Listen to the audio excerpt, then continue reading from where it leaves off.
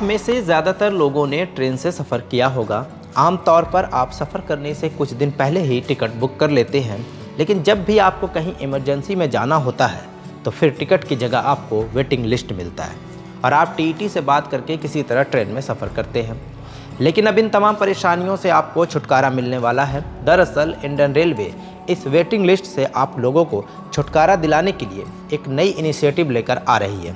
इसके ज़रिए Indian railway 1 lakh crore रुपए इन्वेस्ट करने वाली है। रेल मंत्री अश्वनी वैष्णव ने एक वेब पोर्टल को इंटरव्यू में कहा कि रेलवे से वेटिंग लिस्ट खत्म करने के लिए हम 7,000 से 8,000 नई ट्रेनों को शुरू करने वाले हैं। वहीं हर दिन नए ट्रैक पर भी काम तेज़ी से हो रहा है।